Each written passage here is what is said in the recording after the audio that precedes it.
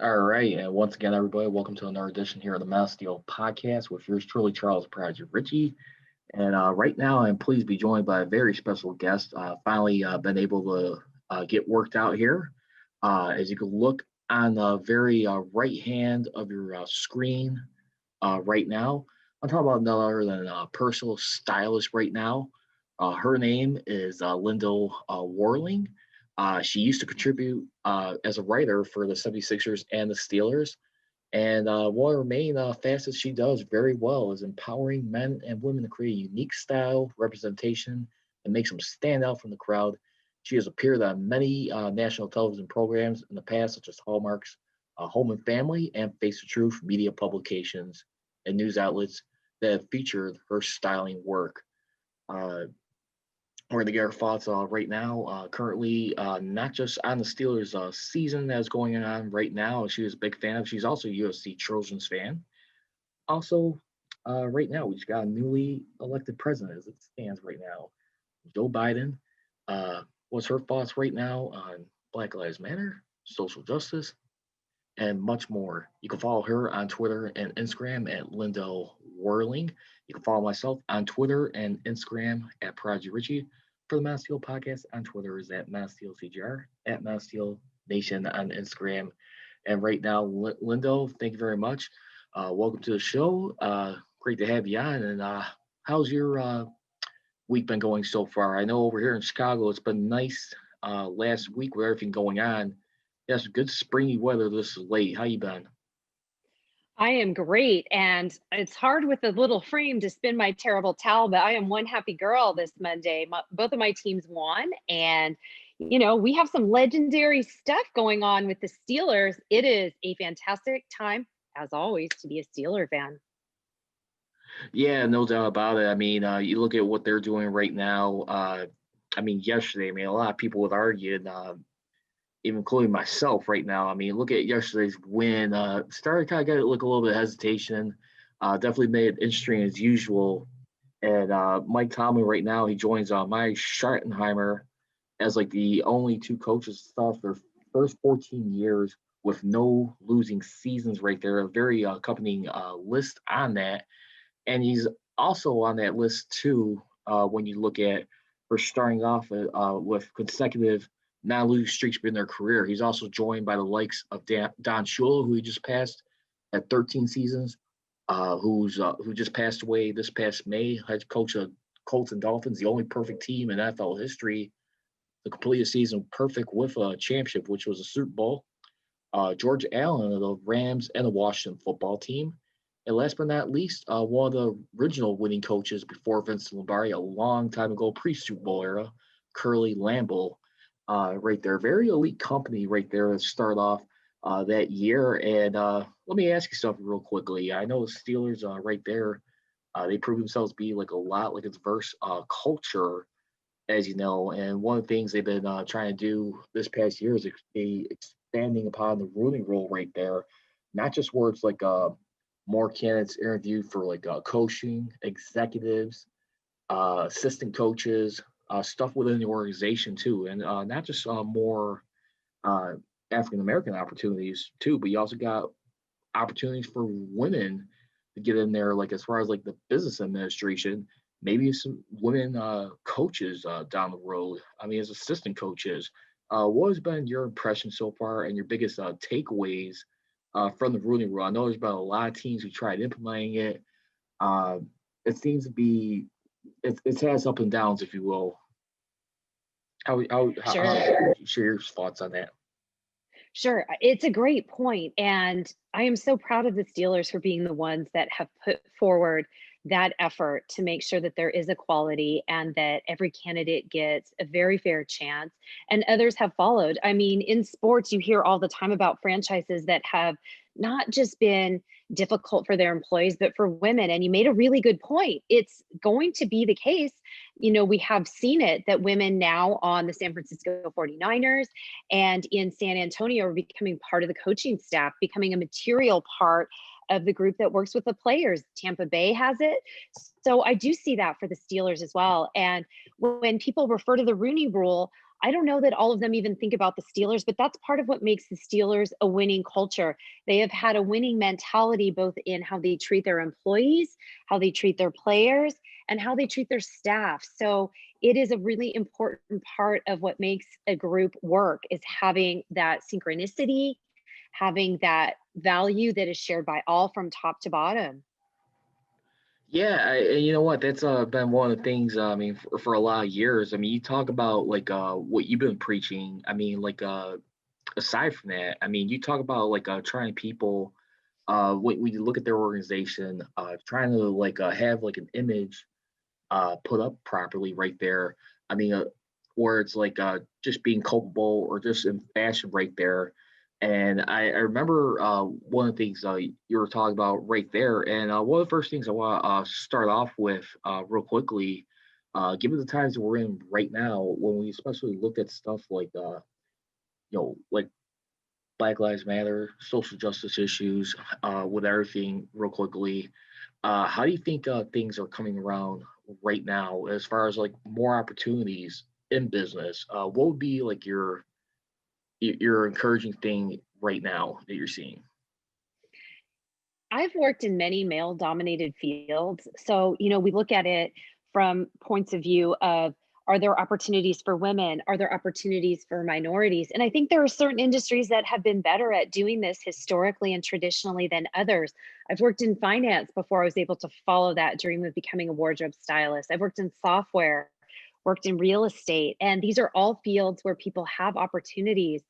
That may not be the case in all fields. So it's great that I think we've moved to more of a place where there is awareness and where there's, like you said, culpability, because we heard from even just as recently as the last year that formerly the Washington Redskins had treated a lot of their employees very, very badly.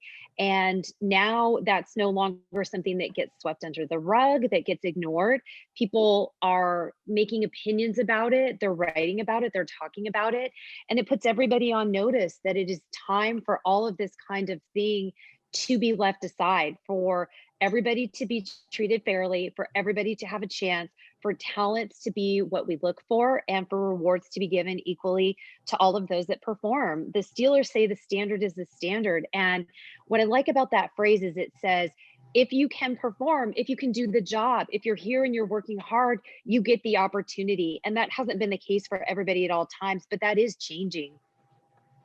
Yeah, I definitely feel like it is changing right there a little by little. I mean, when you look at it right there, I mean, the history of this league when it comes to that category, especially. I mean, you said it. I mean, it's been that way for a long time. But speaking of which, too, I mean, this year's been very emblematic too. It's also been like the 100th anniversary, 100 years celebrating when women have been able to vote all these years right there. And you look at like the stuff right now. So we got Biden in office right now. Then you, of course you got first ever African American and Asian vice president Kamala Harris right there in here.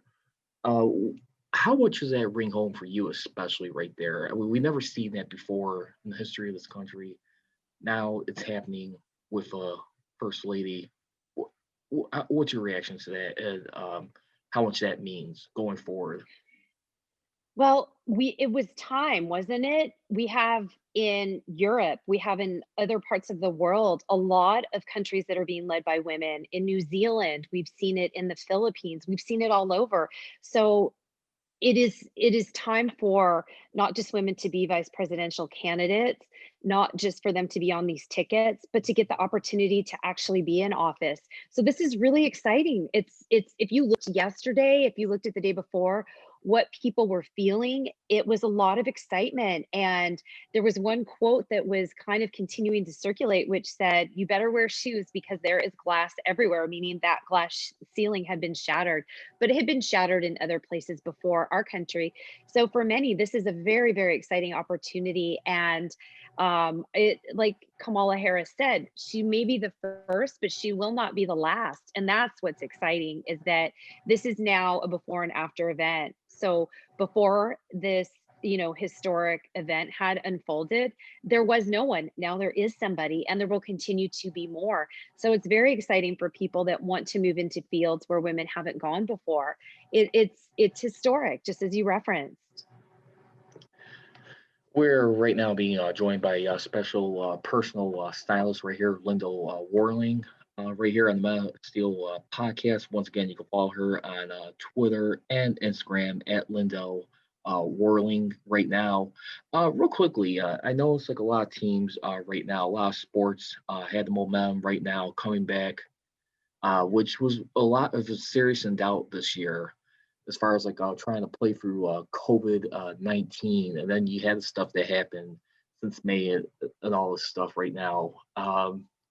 Given everything right now, which sport do you feel like handled the best as far as like their comeback from what you've seen? I mean, to be honest, I always had faith that things were going to get worked out, but at the same time, just very blessed and lucky to see what we're having. Which one impressed you the most? Which league would you say? I Well, we know that the bubble concept works now that the NBA had been able to return to their season, run through the entire season, and have no issues with COVID once they were inside that bubble in Orlando.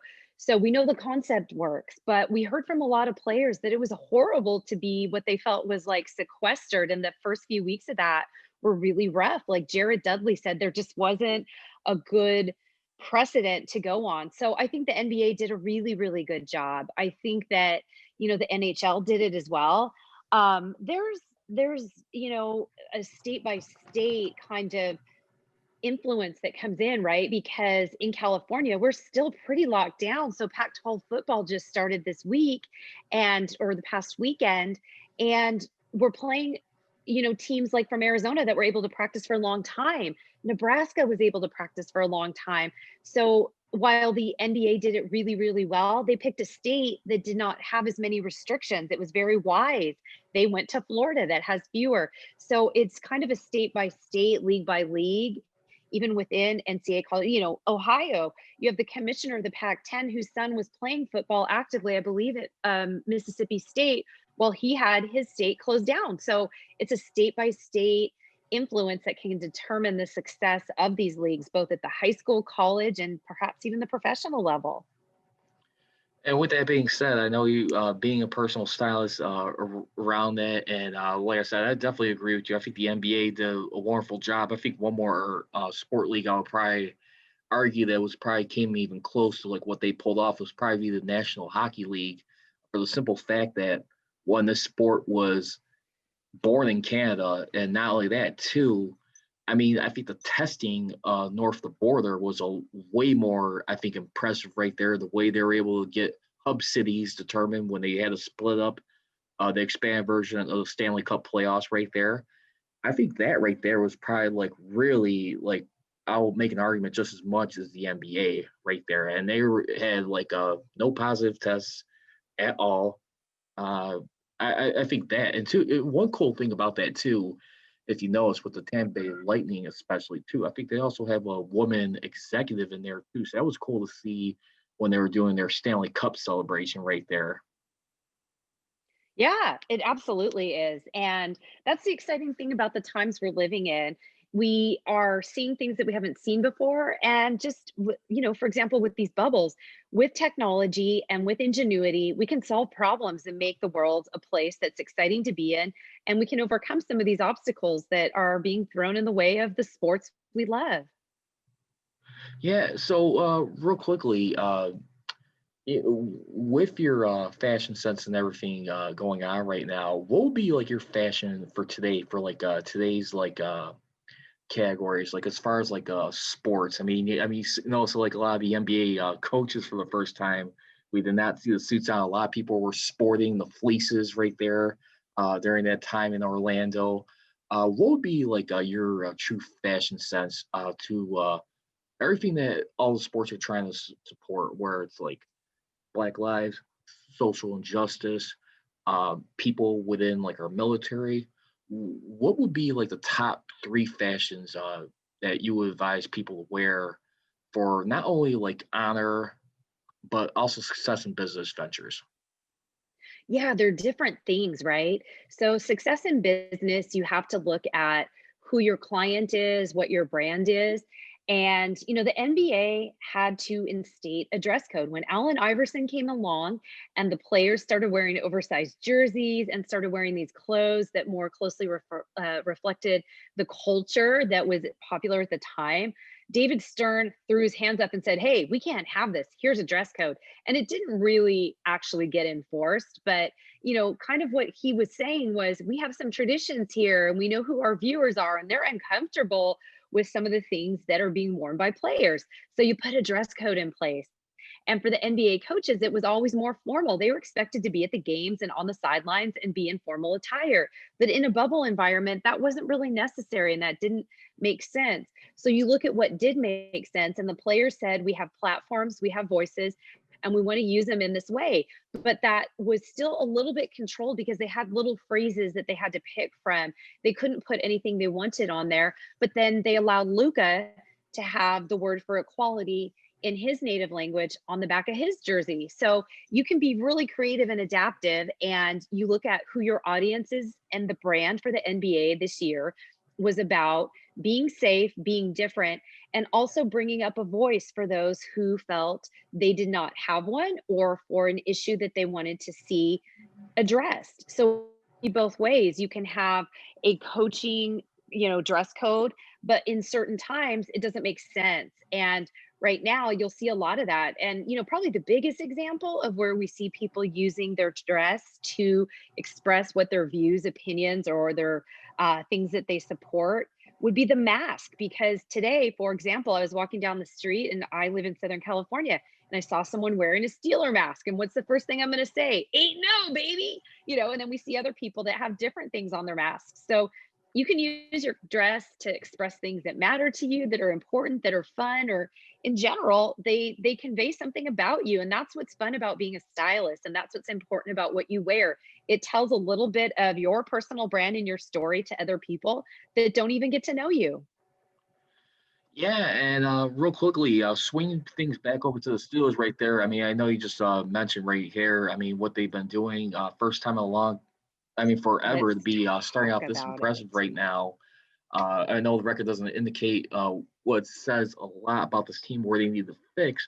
But real quickly, being a Steelers fan growing up, who are your top five players that you could like think of that comes to mind watching growing up, whereas from the '70s Steel Curtain or the previous ones, other teams like Bill Cowher, Mike Tomlin, who are your top three or five that ring home to you a lot more?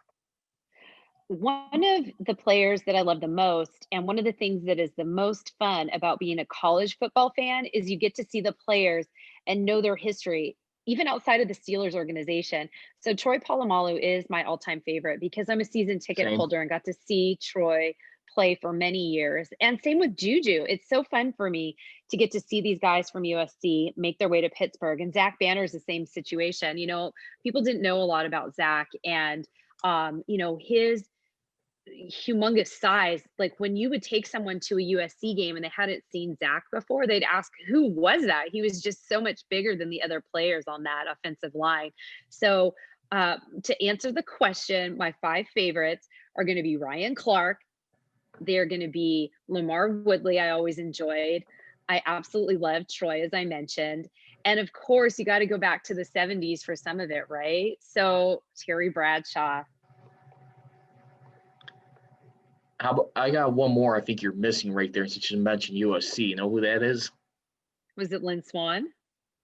Ding ding ding. You know Lynn what? Swan came I and got like a ruined Lynn Lynn Swan. Swan came and ruined our athletic department. So he's kind of persona non grata in my favorites these days.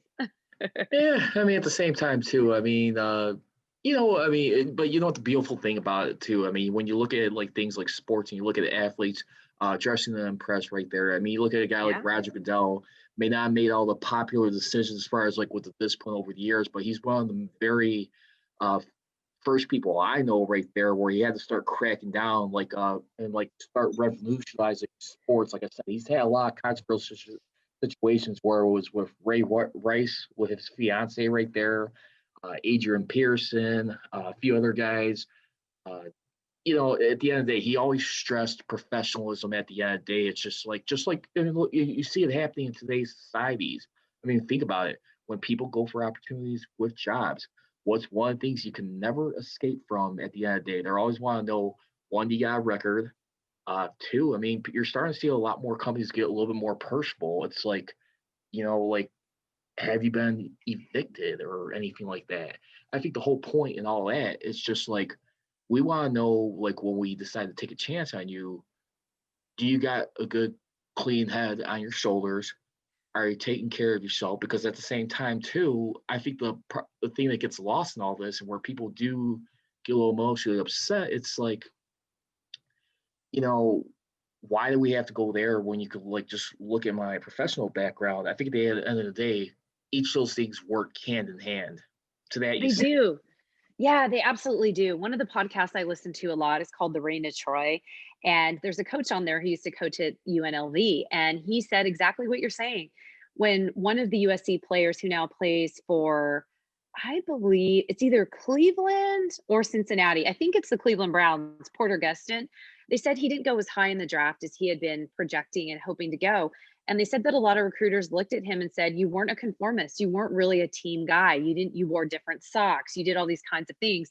And when you don't know somebody, you have to draw information about who they may be from their performance. We can look at their talents, but again, it came down to things like, why was he not doing what the other parts of the team did? And it turns out that some people believe that made a difference in how he got drafted and that he went a lot lower. So these are important things. You're absolutely right. And it's true. Roger Goodell has discipline as a big part of his job, and it's not a fun part. They're grown men and they make a lot of money and they have a lot of talents and they're incredible at what they do. And unfortunately, there's going to be discipline in there at times, and nobody wants to hear about that. no, which is very true. But I do want to finish something back up about Lynn Swan too. Too, one of my favorite stories about him, when you look at his playing career. And I remember hearing this. This was like in there when they were going for their second Super Bowl. They were in a playoff game against the Raiders, and that was one of the original rivals. The Raiders were like the original, like, Baltimore Ravens of that time, and way they would hard to hit, and all the defensive styles right there. I remember there was a game right there where he got in a concussion right there. He was knocked out of the game, and you had Joe Green too, who little by little at that time he was playing like the rest of his career with a pinched nerve that was starting to gradually catch on. So I remember he said he kind of like limped off the field, like grabbed Lynn Swan, and he was struggling, like trying to, like, hold him in balance like the rest of the way before he got to the sideline. He was able to manage it. They got him in the hospital. He was able to recover in time, play the game a few weeks later. But he said, like, Joe, like, I saved that picture of you, like, carrying me to, like, the stretcher, and just wanted to say, me and my family, we all thank you for what you did. And one of the funniest things that he said to Swan, he goes like, Swanee, like, I just want to let you know that's great, but I just want to let you know I didn't want the team to waste time out just to get you off the field. That's It's probably true. It was brutal back then. The things that they would do were just all about getting that game to win. Yeah, and speaking of winning right now, with this team, when you swing things back, I mean, we're looking at where they're at right now. I mean, they're one of the top five defenses right now, and total yards, points allowed. I know one of the things when I'm looking at this team right now is their run game on both sides of the ground. I mean, both sides of the ball right there. Uh, Defensively, starting to slip up just a little bit. He had some hiccups with the Ravens and then the Cowboys yesterday. Then you got another situation with the run game right now, which has been kind of like in and out at times. You got James Conner right now, who's playing with a lot of pressure right now. What things stand out for you uh, right now, the rest of the way? Because I'm not gonna lie to you, I watch this team, and I gotta admit, just watching yesterday, it doesn't feel like I could comfortably say Super Bowl just yet. It's like, I mean, yeah, you're 8-0, but I'm still seeing a lot more alarming things that pop up. What do you see so far? In sports, sometimes a win and a loss is a very, very small margin, right? Like if you look at Olympic swimmers, they don't get a second better. They get 100th or a tenth of a second ahead of their competitors. But as a Steeler fan, we're not used to seeing that. We're used to seeing utter domination and complete just punishment of our opponents. And this may not be that kind of year. I think a little bit played into it because some of these teams really haven't had the chance to play together. So there's still some chemistry that's getting figured out. I think if Big Ben had been around last year, this wouldn't be so prevalent. This view of, well, we suffered through the 8-8 last year in the duck experiment and so on and so forth. But in sports, sometimes it's good calls, bad calls, a little margin of error that can mean the difference between winning and losing. And despite the fact that you're right, there are some concerns that are available to dissect with this team. They are 8-8. There's nobody else who is, and I'm just going to live in that moment for another week. I'm fortunate. I'm going to actually go get to see them play in Jacksonville, and I'm already thinking like, who's coming up before that time? Because what if they're still undefeated? And I haven't really gotten my head wrapped around the fact that they could be going to the Super Bowl, but wouldn't that be great? This is a really exciting time to have a team to be happy about. And we'll always find those things that we can criticize and can critique. But for this week alone, I'm going to sit at 8-0 undefeated and just be so excited about it. All right, Lyndell. Well, thank you very much for joining. Real quickly, closing thoughts right now. Like, what would be like the lasting message you want to say with today's society right now? I know people are bracing for what just happened as a result. We just heard this past Saturday with the election stuff right now. A lot more people seem to be breathing a sigh of relief. What would be your message for these times right now with the momentum that people finally been waiting for? And when we all look for change and better opportunities, what would be the theme you want to leave people with? We have to live in the world that we're in and go out the front doors of our homes and open our hearts every day for opportunities to be more loving, to be more compassionate, to be more understanding, and really to look within ourselves to be the best people that we can be. And that's what we can control. And in uncertain times, with all kinds of forces that can be subversive and negative, what we have is ourselves. And when we need other people to bring us up, or we see other people that we need to bring up, that's what we should be doing is, elevating our energy and making sure that when we go out into the world, we bring the love, the kindness, and that positivity that unfortunately we've seen missing in large measure throughout this past year. And I hope that that's what we see around the corner is a brighter, happier, more stable and healthy future for everybody, not just here, but everywhere. Awesome. Well, thank you very much, Lyndell. Once again, you can follow her on Twitter and Instagram at Lyndell Werling. You can also check out her website right there too, lyndellwerling.com right there. Got a lot of stuff right there on stuff she does with her styling fashion right there. And on that, just trying to help men and women be successful in today's times.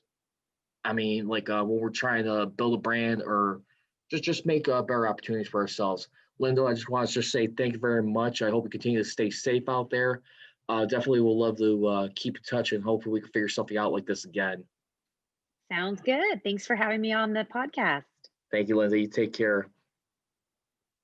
All right. Well, that's going to do it for this edition here of the Mass Steel Podcast. Once again, you can follow me on Twitter and Instagram. Coming up, Steelers and Cowboys recap right now.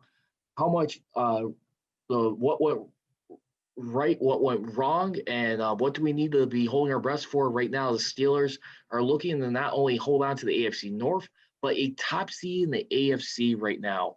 We'll be back in just a moment. And that's going to do it for this edition here of the Mass Steel Podcast with Lyndell Werling.